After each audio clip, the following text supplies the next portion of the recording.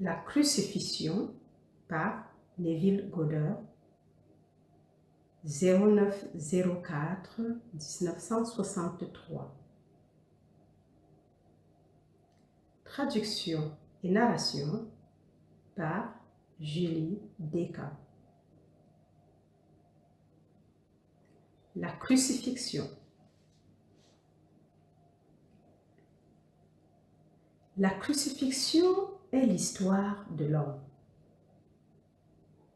Notre histoire humaine commence par la naissance et se termine avec la mort. Dans l'histoire divine, elle commence avec la mort et se termine avec la naissance. Il y a un renversement complet de ces histoires. Ici, nous commençons dans le ventre de la mère et nous finissons dans la tombe. Mais dans l'histoire divine, nous commençons dans la tombe et nous nous réveillons dans le ventre de la mère où nous sommes nés.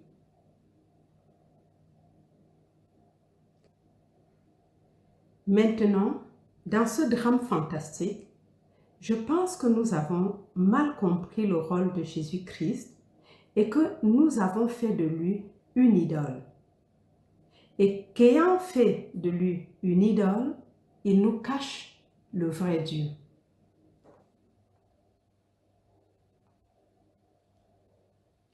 Passons au livre de Luc 18, versets 31 à 34. Et prenant les 12, il leur dit, « Voici que nous montons à Jérusalem, et tout ce qui est écrit du Fils de l'homme par les prophètes s'accomplira. Car il sera livré aux païens, et il sera l'objet de moqueries, d'outrages et de crachats. Ils le flagelleront et le feront mourir, et le troisième jour, il ressuscitera. Mais ils ne comprirent rien à ces choses. Cette parole leur fut cachée, et ils ne saisirent pas ce qui était dit. On nous dit que personne ne le comprenait. Maintenant, croyez-le, je vous parle comme j'ai essayé chaque nuit par expérience. Je ne fais pas de théorie. Je n'ai aucun intérêt à essayer de mettre en place une philosophie de vie viable. Je n'en ai vraiment pas besoin. Si je m'en allais ce soir, cela ne ferait aucune différence pour moi personnellement. Peut-être pour ma femme et mon enfant, pour ma famille, mais pas pour moi.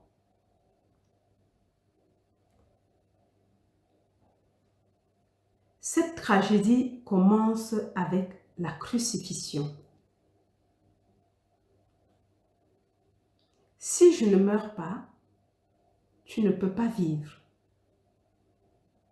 Mais si je meurs, je ressusciterai et tu seras avec moi. Voudrais-tu mourir pour quelqu'un qui n'est jamais mort pour toi, ou bien mourir pour quelqu'un qui n'est pas mort pour toi?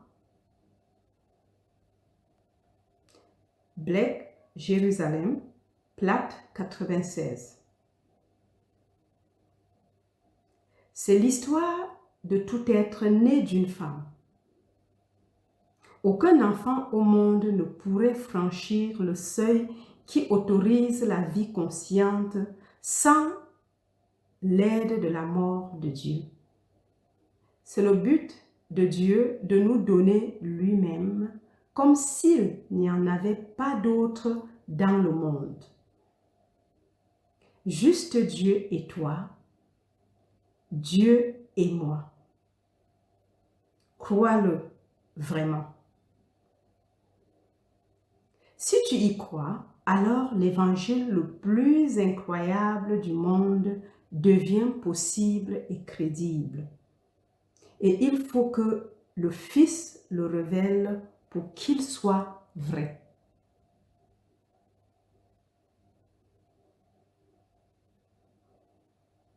Voici maintenant l'histoire telle qu'elle m'a été révélée.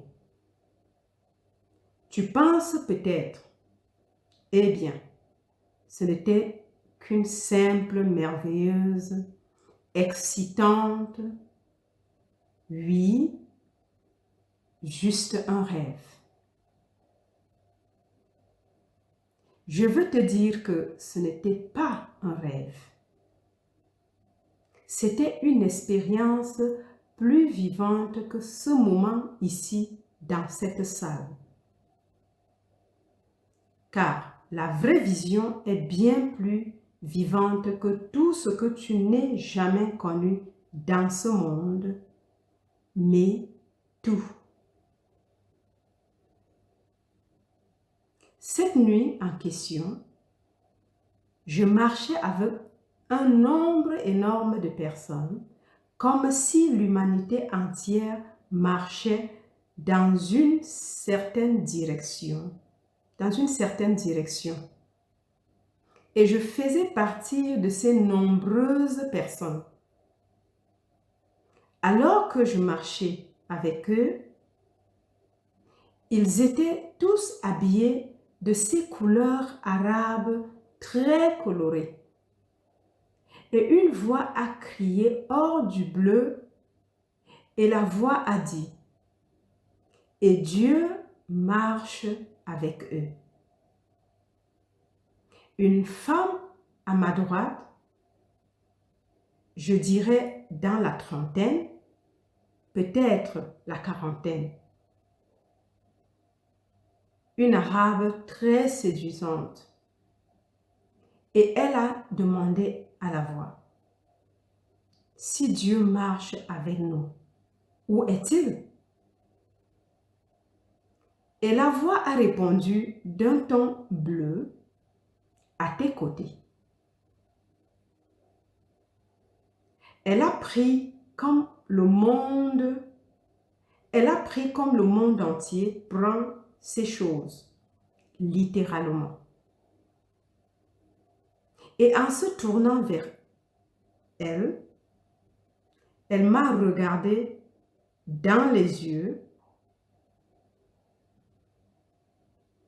et en se tournant vers moi, elle m'a regardé dans les yeux et est devenue hystérique. Cela l'a frappée de façon si drôle. C'était la chose la plus drôle qu'elle ait jamais entendue. Dieu marche avec nous et elle s'est tournée vers un homme simple avec toutes ses fragilités, toutes ses faiblesses qu'elle connaissait bien. Et après avoir regardé son visage, après avoir entendu la voix, elle dit, « Quoi? Neville Dieu? » Et la voix lui répondit, « Dieu s'est couché à l'intérieur de toi pour dormir, et pendant qu'il dormait, il a fait un rêve, il a rêvé. » Et j'ai complété la phrase. Il était en train de rêver qu'il était moi. Comment pourrais-je être autrement dans ce monde s'il n'avait pas rêvé? Et tu t'es réveillé d'un pur émotionnalisme.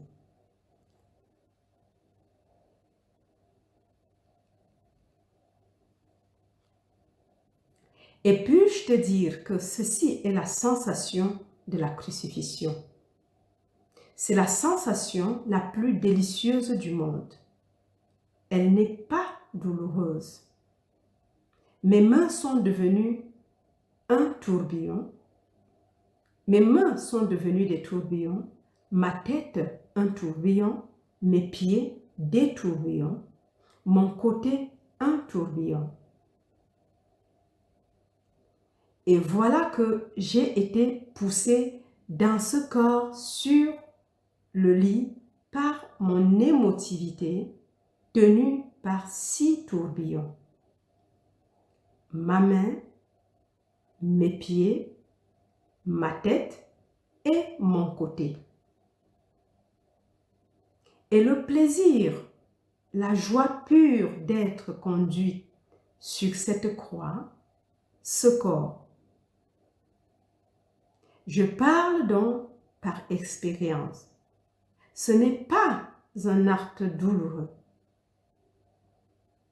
mais c'est arrivé au début des temps. Ce n'était qu'une image de mémoire qui revenait. Quand j'étais sur le point de me réveiller, ce n'était qu'une image de mémoire qui revenait quand j'étais sur le point de me réveiller. Mais dans cet intervalle, combien de temps? Qui sait? La Bible parle de 3 jours entre la crucifixion et la résurrection. Mais tout cela est symbolique. Blake l'appelle 6000 ans. Il a dit: « Je contemple les visions de mon sommeil mortel de 6000 ans, éblouissant autour de tes jupes comme un serpent de pierres précieuses et d'or. Je sais que c'est mon moi, ô mon divin Créateur et Rédempteur. » Jérusalem, Platte 96.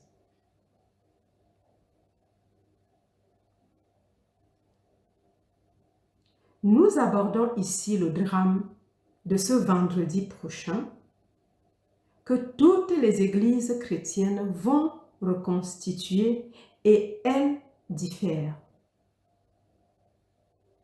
Matthieu 27, 46 et Marc 15, 34 ont poussé le dernier cri sur la croix en citant les psaumes 22, 1. En citant les psaumes 22, 1. Mon Dieu, pourquoi m'as-tu abandonné? Mon Dieu, pourquoi m'as-tu abandonné? Jean 19, 20 le donne dans le cri. C'est fini. Luc 23, 46 remplace le 31e psaume, 5e verset du 22e psaume, parce qu'il utilisait l'écriture de Marc. Mais il élabore sur le script de Marc et il a substitué le psaume 31, 5 au psaume 22, 1. Et c'est ce qu'il cite. Père, entre tes mains, je remets mon esprit. C'est le verset. Je remets mon esprit entre tes mains. Tu m'as racheté, ô Seigneur, Dieu fidèle. Il a gardé sa foi, car il m'a dit: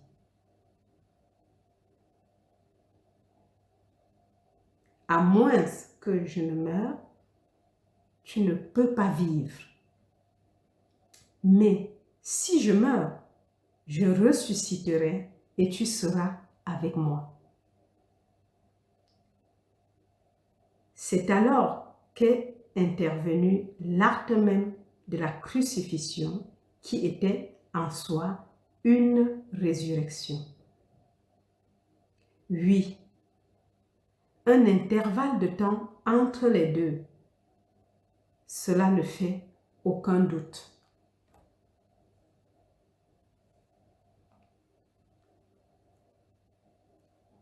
Je reprends.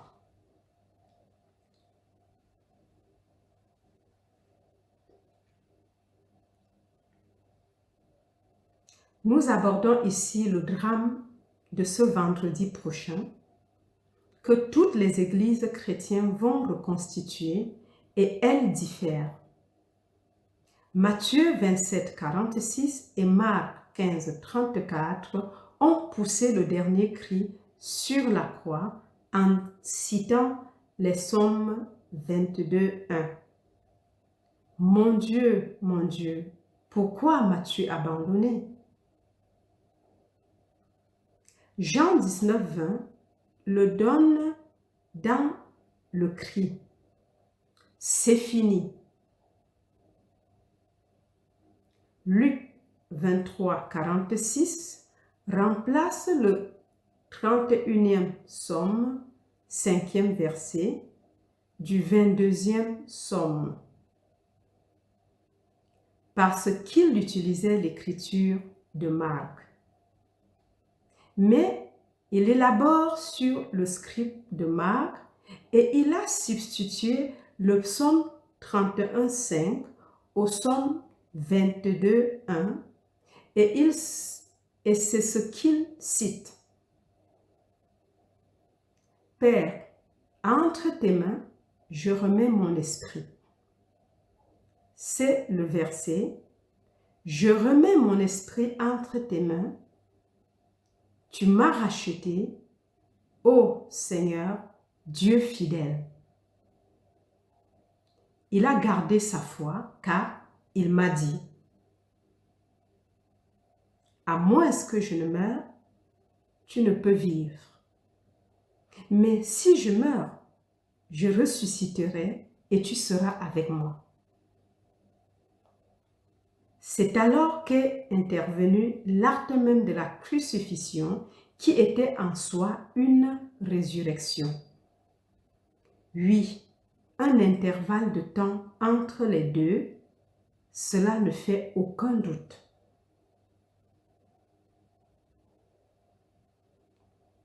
Mais je peux vous dire que personne en ce monde ne peut échouer. Comme le dit Romains 6, 5, car si nous avons été unis au Christ dans une mort semblable à la sienne, nous serons certainement unis avec lui dans une résurrection semblable à la sienne. Tout le monde en ce monde sera ressuscité. Mais il faut un intervalle de temps avec tous les coups du monde pour faire le vêtement immortel. Maintenant, écoute attentivement ceci. Il m'a été donné et tu le prends pour ce qu'il vaut. La promesse de ceci commence dans la Genèse 17, 19. La promesse d'un enfant appelé Isaac. Et tout le vaste monde a le concept le plus étrange d'Isaac.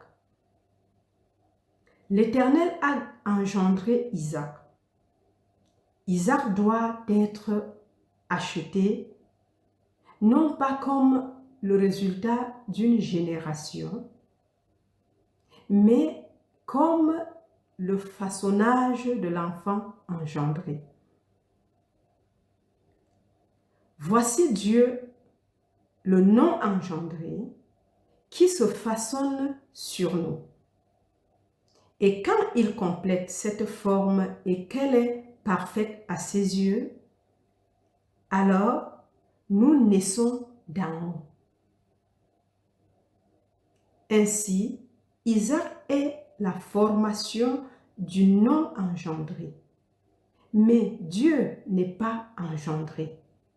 Il s'engendre sur l'homme individuel.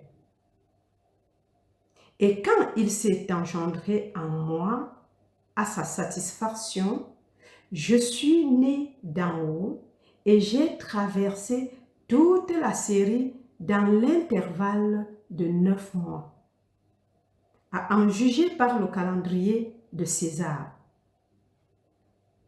Combien de milliers d'années avant cela, je ne sais pas. Je ne peux pas te le dire. Je le ferais si je savais, car je n'ai pas de secret. Quand je le saurai, je te le dirai, mais je ne sais pas. Le voile n'a pas été levé jusqu'à ce point. Mais je sais que lorsque cela lui a plu, ce qu'il a engendré en moi, alors il a fallu 9 mois pour que la série entière de ces expériences mystiques telles que décrites dans l'Écriture soit complètement déployée en moi. Je peux donc te dire que cela va t'arriver. Et donc, il n'y a pas de temps. Il a fallu 9 mois à partir du moment de la naissance, mais quand cette naissance a lieu, tout est sous la garde de Dieu et toi et moi sommes plongés dans la fournaise de l'affliction. Que personne ne te dise que tu ne le feras pas. Ésaïe 14, 24. Ce que j'ai prévu, il en sera ainsi. Ce que j'ai voulu, il en tiendra ainsi. Et personne ne le contrecarrera, mais personne. Je suis enclin à croire que malgré la douleur, malgré toutes les choses que l'homme complote et planifie dans ce monde, il y a une période définie. Le livre de Habakkuk me dit que c'est le cas, mais ils ne me diront pas quelle est cette période. Il dit, la vision a son heure précise. Elle mûrit, elle fleurira. Si elle dure longtemps, alors attends qu'elle soit mûre. Elle ne sera pas en retard. S'il ne sera pas tard et que la vision a sa propre heure de gloire, alors soit Blake a raison, soit quelqu'un d'autre a raison. Je ne sais pas. Mais je t'assure que la dernière session ne prend que 9 mois, bien que tu t'attardes pendant des années au-delà de ces 9 mois. Car tu es entré dans ton héritage lors de cette 3e expérience.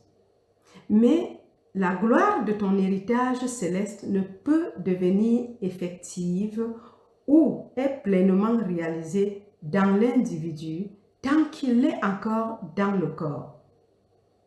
Au moment où il enlève ce voile appelé corps, il est revêtu de ce vêtement que Dieu et Dieu seul a fait.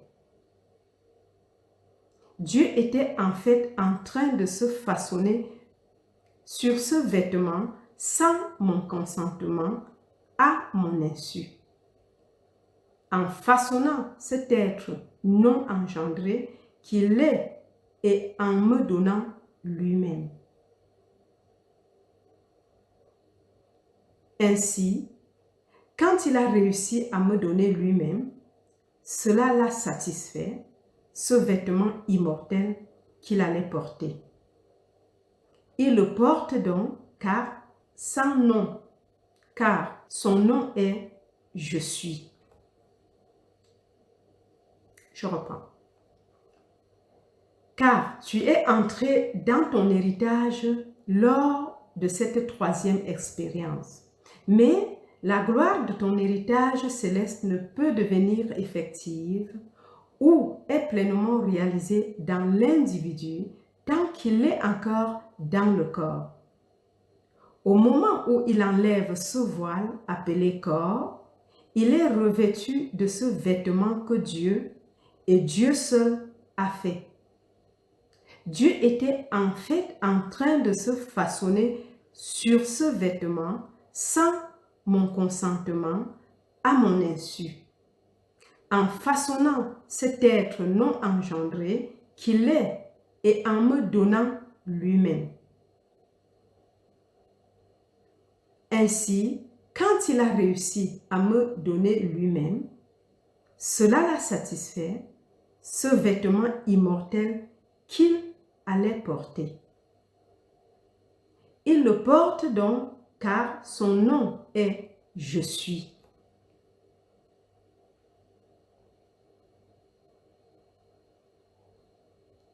Et puis-je te dire que dans toutes mes expériences, je n'ai jamais changé d'identité, jamais. J'ai toujours été conscient d'être « Je suis ».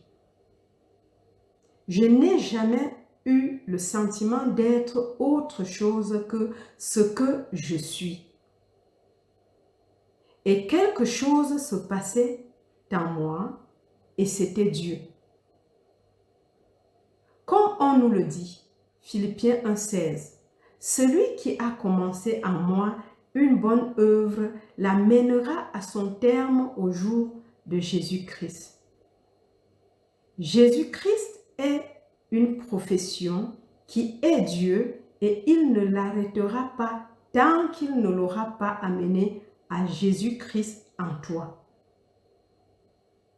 Mais nous avons pris Jésus-Christ et fait de lui une image, une idole, et ayant fait de lui une idole, il nous cache maintenant le vrai Dieu.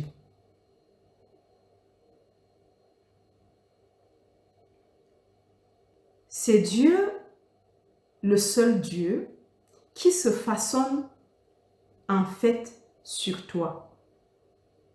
Et lorsque cela est façonné sur toi, c'est une forme, un moule, mais cela ne peut hériter du royaume des cieux. C'est la chair et le sang. Il faut cela pour le mouler sur lui, car ce qui est moulé sur lui est Dieu, le non engendré, et Dieu étant esprit, il se moule lui-même en tant qu'esprit, le toi immortel. Et alors, toi, Dieu, tu es vêtu. Eh bien, comment pourrais-tu habiller Dieu dans la forme? Il s'habille d'une forme et c'est toi. Donc, il nous engendre. Mais tout a commencé avec la crucifixion. La crucifixion ne met pas fin à la tragédie, elle commence la tragédie. Ainsi, chacun devient un être vivant, conscient, qui respire parce que Dieu est mort pour lui.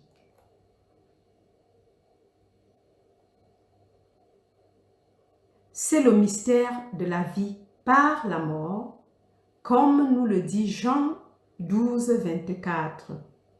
À moins qu'un grain de blé ne tombe en terre et ne meure, il reste seul. Mais s'il meurt, il porte beaucoup de fruits. Il doit tomber en terre et mourir, et c'est la terre, le corps, dans le royaume de Dieu. Et Dieu tombe sur cette terre et meurt.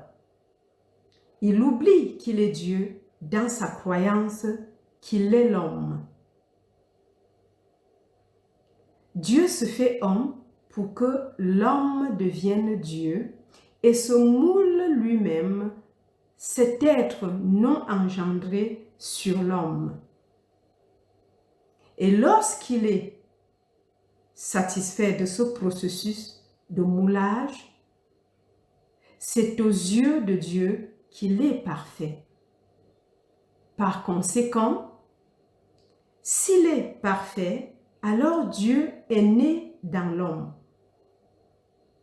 Ainsi, Dieu se donne en fait à nous, à chacun d'entre nous, comme s'il n'y en avait pas d'autre dans le monde. Juste Dieu et toi, Dieu et moi. Toute l'histoire de l'Évangile est cette histoire.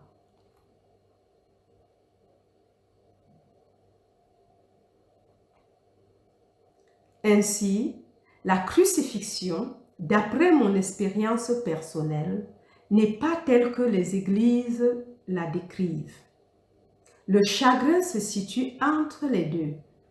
Cet intervalle, qu'il soit de 6000 ans, je ne le sais pas.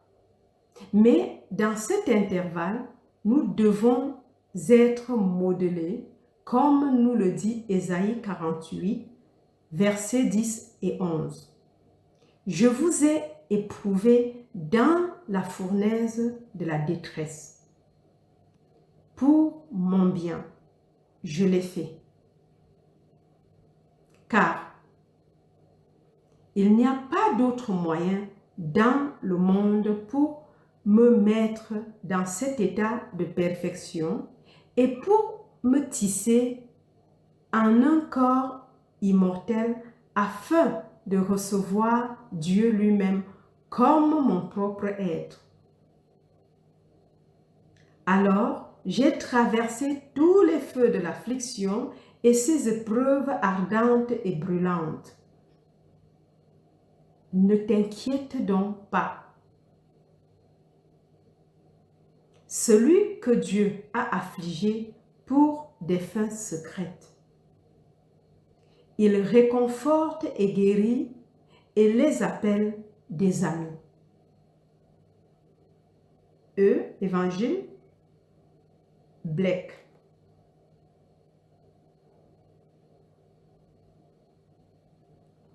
Lorsque toi et moi entrons dans le Golgotha de Dieu, comme on nous le dit, et quand ils arrivèrent au lieu appelé le crâne, ils le crucifièrent.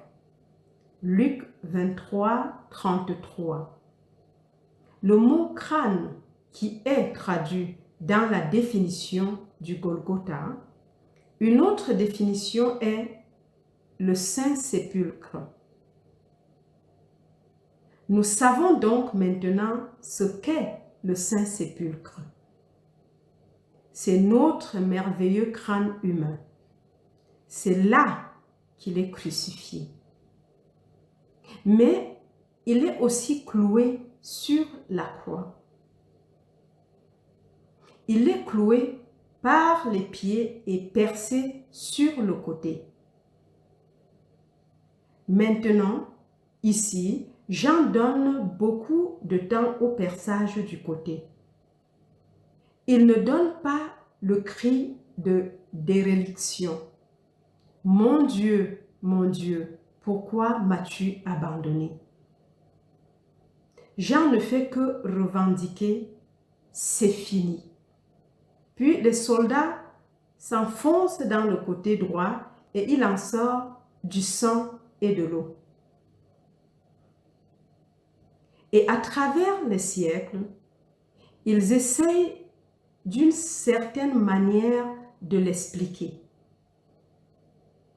Ils ne peuvent l'expliquer sur rien de biologique, si ce n'est qu'une naissance a toujours les phénomènes du sang et de l'eau.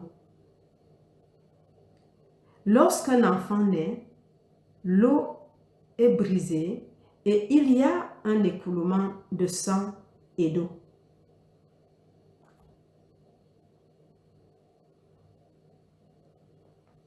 Ceci est la naissance. Pour le comprendre, nous retournons au 31e psaume. Dans ta main, je remets mon esprit. Tu m'as racheté, ô Seigneur, Dieu fidèle. Il l'a promis et il l'a fait. Ce n'est qu'un symbole de la naissance qui est la rédemption. Alors, je te dis, ne pleure pas en le voyant, réjouis-toi. C'était le sacrifice de Dieu, de lui-même, parce qu'il a voulu s'individualiser dans ses innombrables costumes, en nous tous. Dieu ne peut rien engendrer d'autre que Dieu. C'est ce que nous dit le 82e psaume. Dieu a pris sa place dans le conseil divin au milieu des dieux qu'il juge. Sur Dieu, au milieu des dieux, tout est Dieu. Il est en train de demander et d'engendrer cet être non engendré. Le signe nous est donné dans le livre des Hébreux 5, 6. Il est appelé par un nom différent. Il s'appelle Melchizedek. Il n'a ni père, ni mère, ni généalogie. Il te dit qu'il est. Tout individu qui est né d'en haut, parce que Dieu a réussi à se donner à cet individu. Cet individu n'a pas de généalogie. Il est Dieu le Père. Crois-moi. Comment pourrait-il se donner sans connaître son Fils? Je te dis que le vaste monde de l'humanité est symbolisé par un seul jeune appelé David. David est le monde entier de l'humanité dans le langage du symbolisme. Et le jour viendra dans la deuxième expérience mystique de la période de 9 mois. Et ici, tu regardes David, et David est ton fils, et tu le sais plus sûrement que tu ne sais quoi que ce soit dans le monde. Il n'y a aucune incertitude quand tu regardes dans ses yeux et que tu vois David et qu'il t'appelle mon Seigneur, mon Père. Tu sais pour la première fois qui tu es vraiment. Et tu te tournes vers le monde et tu leur dis ce qui s'est passé. Mais on te dit, comme je l'ai déjà cité dans Luc 18, 34, ils ne comprirent rien à ces choses. Cette parole leur fut cachée et ils ne saisirent pas ce qui était dit. Comment peux-tu persuader l'individu que le jour viendra où, même à ce moment précis, je pourrai prendre le juif le plus orthodoxe du monde, si je me rendais en Israël ce soir, et parler au grand rabbin et lui demander s'il ressent une quelconque relation avec David? Il me répondrait, seulement comme le plus grand des rois d'Israël. Mais une relation avec moi-même, non.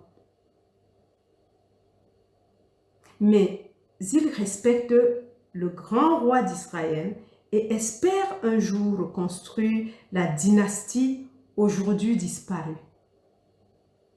Mais il ne pourrait pas ressentir une relation.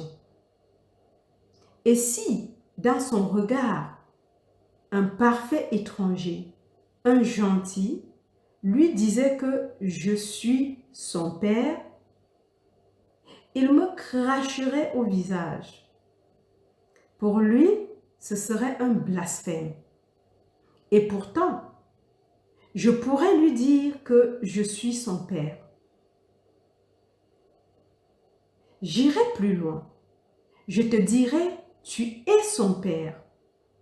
Et le jour viendra où il te sera révélé. Et quand le vaste monde entier sera acheté et que l'œuvre de Dieu sera achevée et qu'il se sera donné à chaque être dans le monde, car il est le Père de David.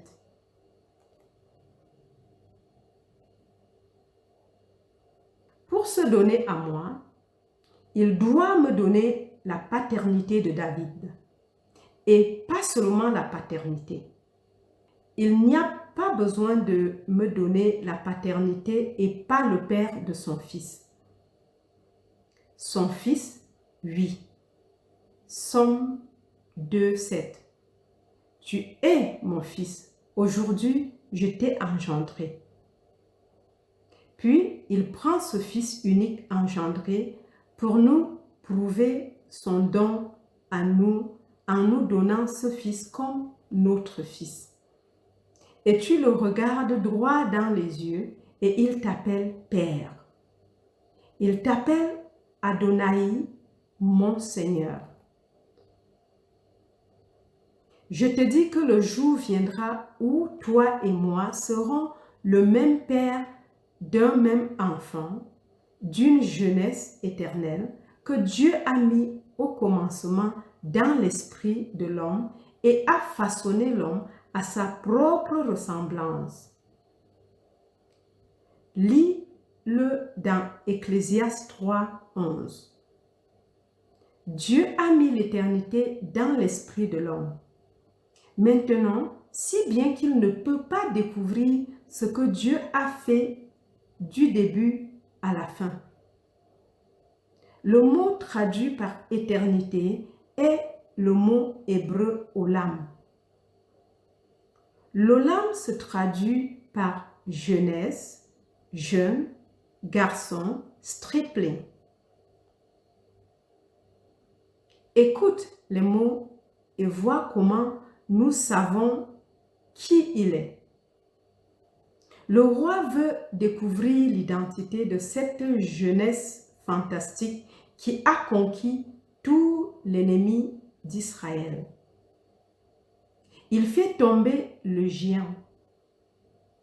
Alors le roi dit à son lieutenant, Abna, qui est le père de ce jeune homme?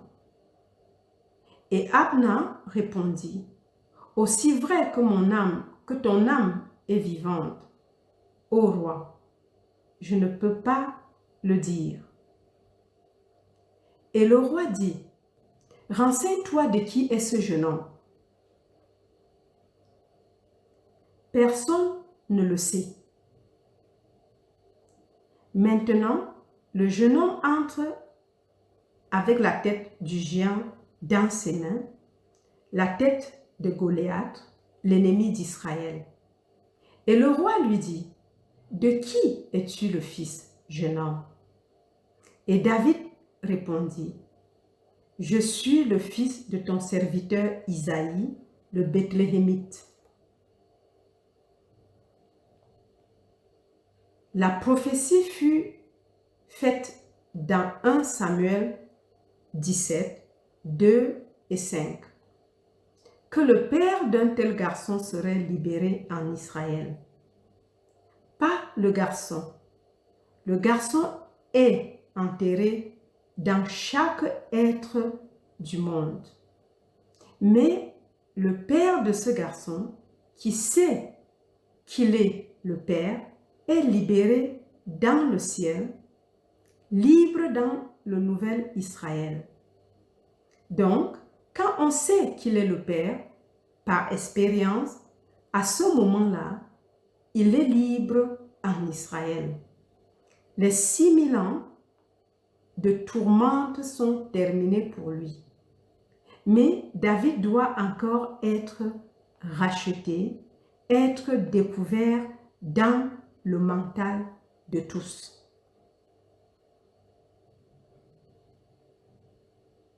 Et tout le monde va le trouver, et en le trouvant, ils trouveront la relation qu'il a avec le garçon, et nous serons tous un, et notre nom sera un lorsque le rideau tombera sur le dernier acte de cette merveilleuse scène. Blake a dit, « Ne vous laissez pas intimider par l'horreur du monde. Tout est ordonné et correct et doit accomplir son destin afin d'atteindre la perfection. Tout est ordonné, tout est parfait. Dieu l'a planifié tel qu'il est sorti et tel qu'il a voulu. Il sera consommé et aucun tyran dans le monde ne l'arrêtera. Il prendra tous les tyrans du monde et les utilisera dans l'accomplissement de son dessein, comme nous le dit Proverbe 16, 4. L'Éternel a fait toutes choses pour son dessein, même les méchants pour le jour de la détresse. Tout et pas seulement quelques-uns. Car il faut que le méchant croise ton chemin pour ajouter un peu plus de feu afin de te rapprocher de l'image de Dieu. S'il en faut beaucoup pour le traverser, ils croiseront ton chemin. L'homme qui regarde ce vêtement que nous portons maintenant ne pourra jamais le voir à l'image de Dieu. Mais ce n'est pas ce qui est moulé. C'est seulement une forme sur laquelle il se moule. Lorsqu'il a terminé le moulage, cette expérience fantastique se produit en toi et tu te réveilles dans une tombe. Et le tombeau était tout le temps un ventre. C'est là que tu as été crucifié et tu ne le savais pas. Et un jour, tu te réveilles dans un tombeau et le tombeau est ton propre crâne merveilleux. Et c'est le saint sépulcre.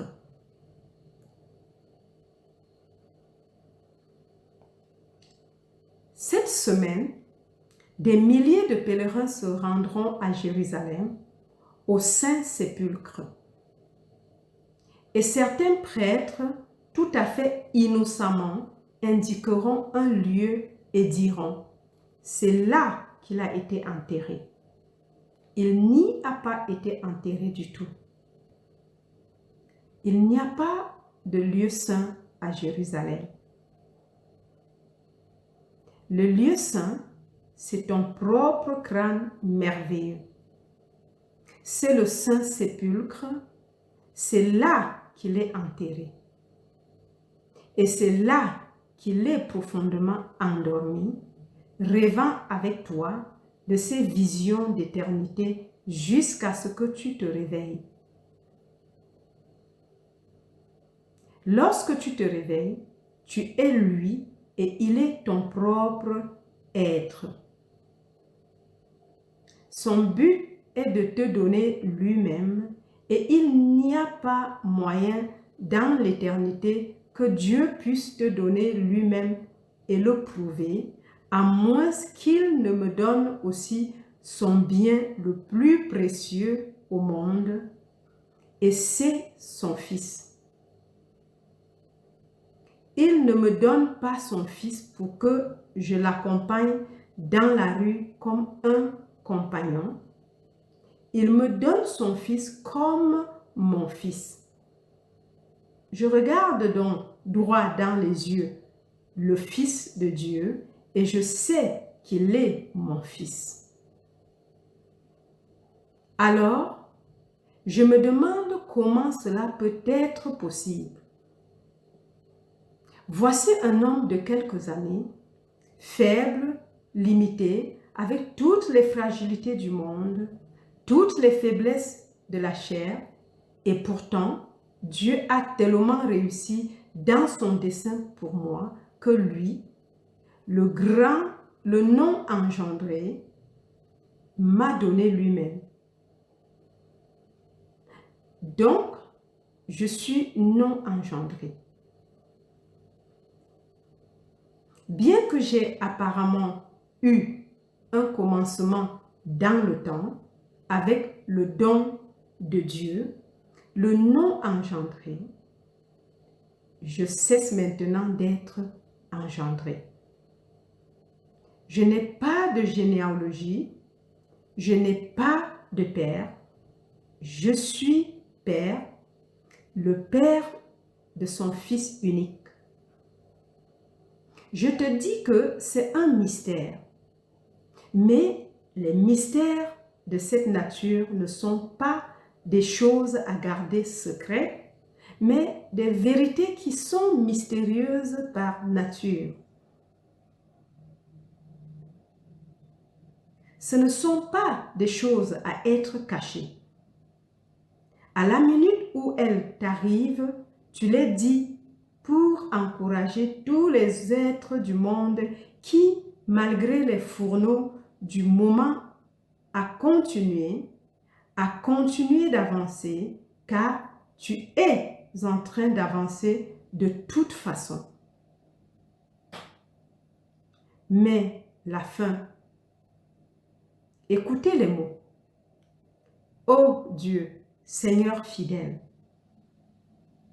il a gardé sa foi, il m'a promis au début qu'il le fera. Tu m'as racheté. Et puis, il m'a envoyé dans des fours sans mon consentement, sans ma permission. Prends l'histoire de Job.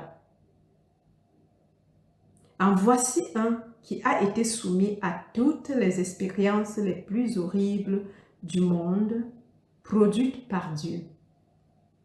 Et à la fin, il dit, Job 42:5, « J'ai entendu parler de toi par l'ouïe de l'oreille, mais maintenant mon œil te voit. » Il voit que la seule chose au monde est de révéler Dieu à lui-même, car Dieu est invisible pour le monde, mais son Fils révèle Dieu. Nul ne sait qui est le Fils si ce n'est le Père, ni qui est le Père si ce n'est le Fils, et quiconque à qui le Fils choisit de le révéler.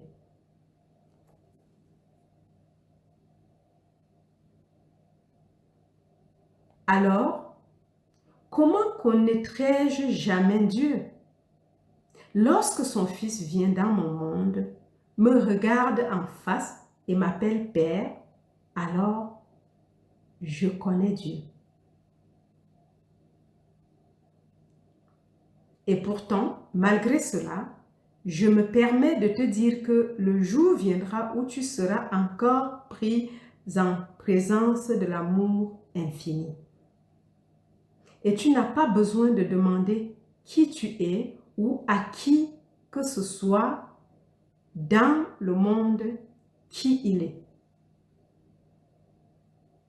Alors que tu te tiens en présence de l'amour infini, il t'embrasse et tu sais qui il est et qui tu es.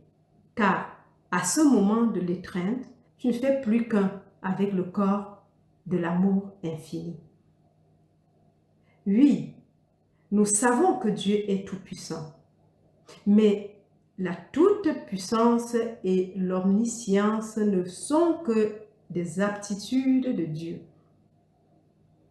Dieu lui-même est amour, amour absolu, et je ne peux le décrire que pour te dire que c'est l'homme. Quand tu le regardes, l'amour infini, et qu'il t'embrasse et que tu es à nouveau perdu dans le corps de Dieu, un avec lui, c'est ton corps. Et puis, il arrive au dernier voyage. Et maintenant, je vous ai dit avant que cela n'ait lieu, afin que, lorsque cela aura lieu, vous puissiez croire. Jean 14, 29.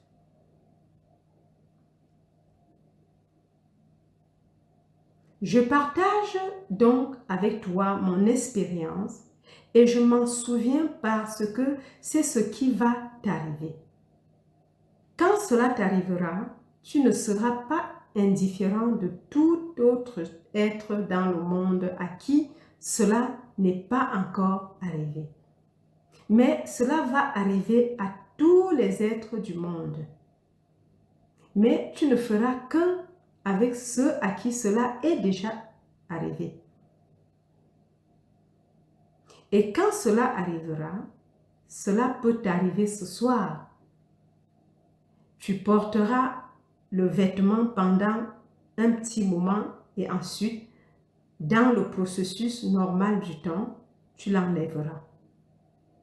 Puis, au moment où tu te débarrasseras de ce moule que Dieu a utilisé pour se mouler, tu ne feras plus qu'un avec les dieux. Tout ton héritage est d'hériter du royaume des cieux. Crois-moi.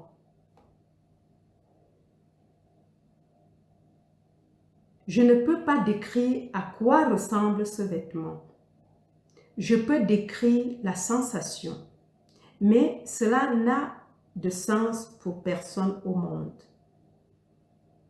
Mais l'acte final, quand il monte au ciel et que tu montes et vis, je ne peux le décrire que comme le séraphin. Un être liquide, doré, et tu montes comme un serpent. Cela n'a pas de sens, n'est-ce pas? Un serpent humain, tel que décrit dans Ésaïe 6.2. Le visage, les mains, les pieds étaient humains, mais ils ne pouvaient pas décrire la gloire du corps. Il s'agit simplement d'une lumière liquide dorée. Parce que dans la résurrection, l'homme est au-dessus de l'organisation du sexe. Ce vêtement, il l'a utilisé pour se modeler et pour donner à l'homme lui-même.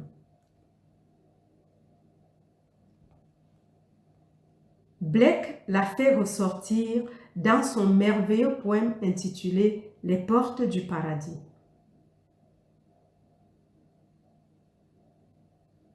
Quand l'homme fatigué entre dans sa grotte, il rencontre son sauveur dans la tombe. Certains y trouvent un vêtement féminin, d'autres un vêtement masculin, tissé avec soin. De peur que les vêtements sexuels sucrés ne se transforment en une feuille dévorante et enroulée. On meurt, hélas, le vivant et le mort. On est tué et on s'enfuit. Si celui-ci est assassiné, le moule, c'est fini. Plus besoin du moule, car il a tissé parmi cette image divisée, mâle et femelle, le vêtement qui est immortel, qui est au-dessus de l'organisation du sexe. Alors, il se débarrasse de cette image divisée aussi loin que l'individu va. Il est maintenant vêtu de son corps éternel immortel et n'a plus besoin de l'image divisée sur laquelle Dieu s'est moulé et s'est donné à nous. Cet être étant Isaïe, qui signifie « je suis ». Le même nom que celui de Jéhovah, qui est « je suis ». Le même nom que Jésus, qui est « je suis ».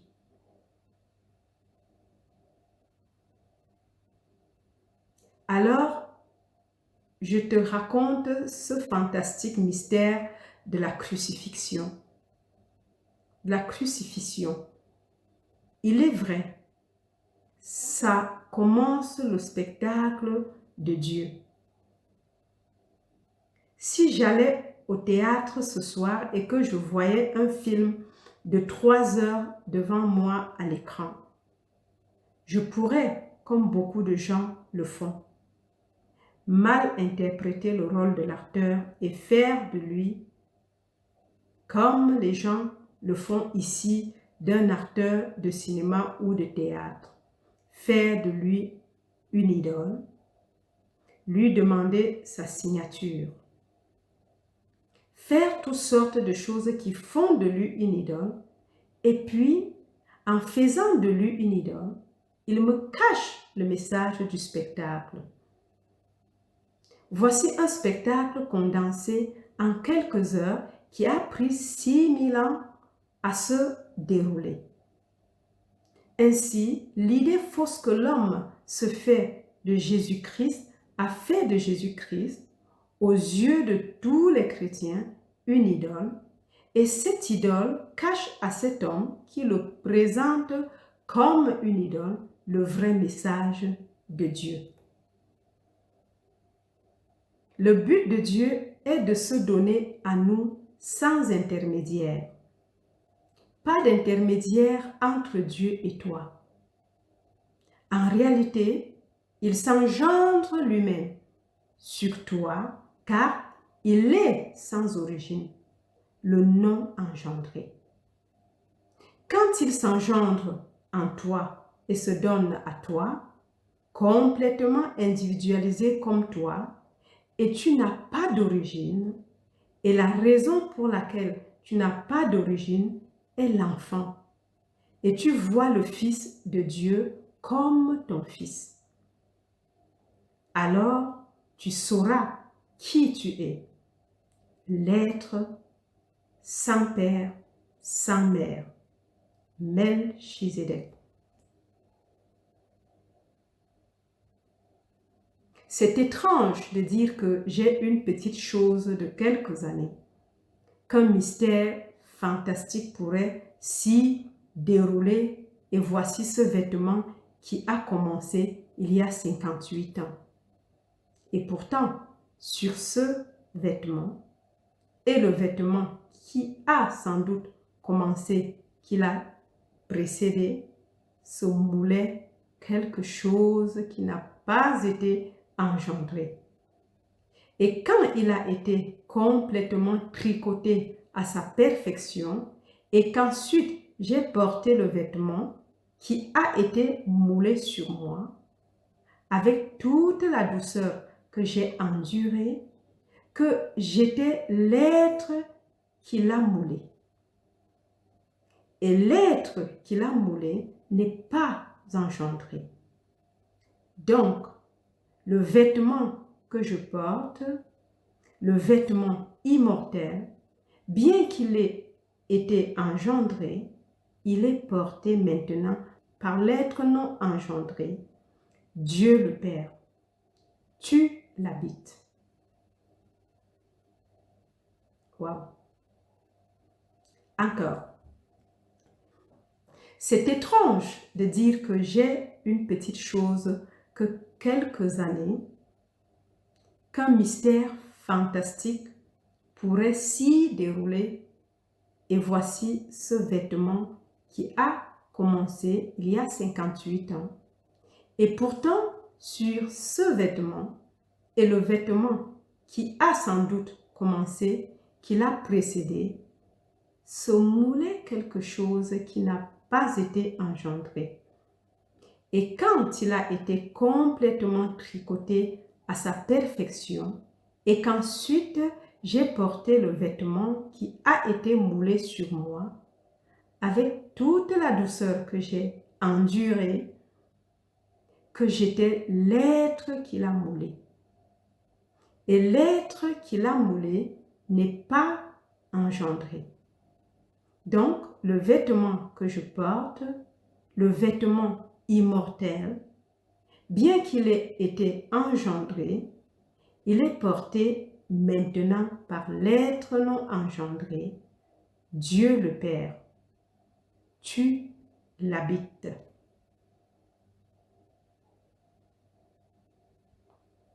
Si ce que je t'ai dit cette nuit semble étrange, si tu es ici pour la première fois ou peut-être pour la 100e fois, cela semble toujours étrange, mais c'est vrai. Tout ce que j'ai dit est vrai. Je t'ai parlé à partir de mes propres expériences spirituelles. Nous sommes tous en train de faire un pèlerinage fabuleux vers un sanctuaire invisible et Dieu s'éveille en nous. Le monde qui nous entoure poursuivra son voyage. Et lorsque nous serons choisis un par un, ils riront à l'idée même que celui qui est mort, d'une mort normale comme tout autre homme, était cette sortie. Sa sortie finale. Et elle, par cette expérience, en parle-t-il, l'éternise, il sourit et continue le voyage. Parfaitement bien. Je reprends. Le monde qui nous entoure poursuivra son voyage. Et lorsque nous serons choisis un par un, ils riront à l'idée même que celui qui est mort d'une mort normale comme tout autre homme était cette sortie, sa sortie finale. Et elle, par cette expérience, en parle-t-il, l'éternise, il sourit et continue le voyage. Parfaitement bien. Mais, je te le dis, toi aussi, tu seras appelé à sortir du pèlerinage et la voix parlera du vaste ciel. Dieu marche avec eux. Et quelqu'un interrogera la voix et la voix répondra, oui. Et ils se tourneront vers toi et ils seront aussi hystériques qu'ils l'étaient avec moi. Et la voix au plus profond de ton âme te le dira. Dieu s'est couché en toi pour dormir et comme il dormait, il a fait un rêve. Il est en train de rêver qu'il est toi.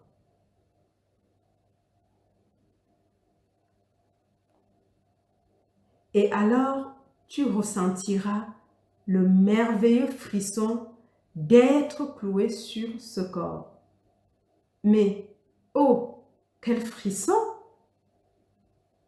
Ces tourbillons, aucune douleur, juste de la joie, une joie extatique.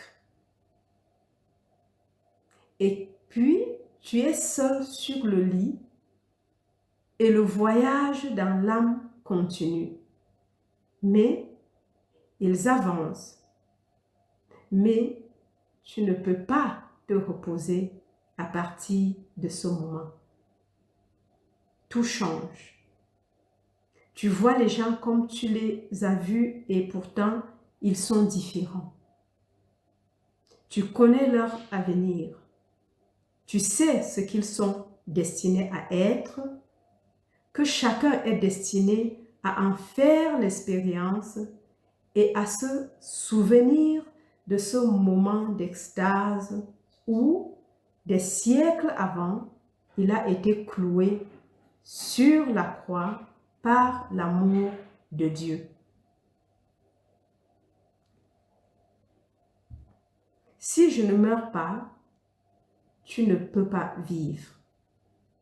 Mais si je meurs, je ressusciterai et tu seras avec moi. Et si Dieu ne mourait pas pour l'homme et ne se donnait pas éternellement pour l'homme, l'homme ne pouvait pas exister. Et c'est là le merveilleux mystère de la vie par la mort. Voici maintenant notre histoire pour toi cette nuit. Encore. Et alors, tu ressentiras le merveilleux frisson d'être cloué sur ce corps.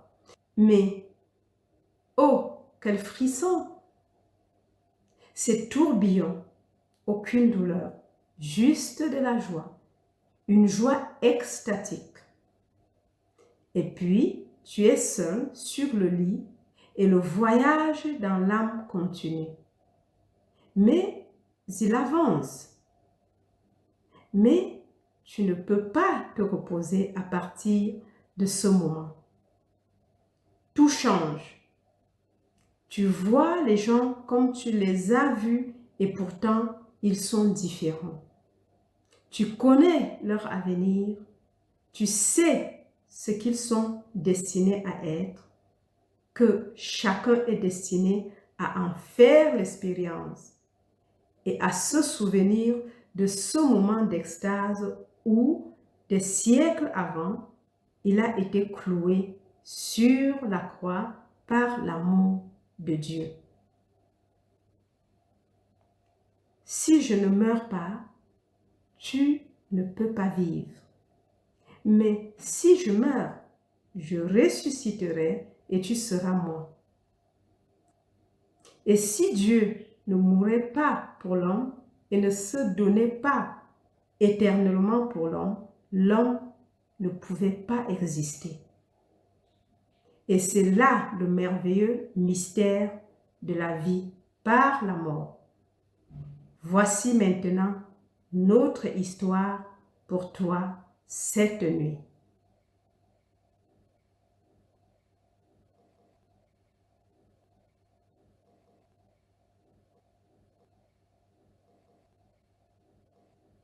Alors, nous sommes à la fin du message. Si ça t'a plu, n'oublie pas de liker et surtout de t'abonner. En plus, n'oublie pas de partager le message avec toutes les personnes tout autour de toi que tu souhaiterais voir grandir spirituellement.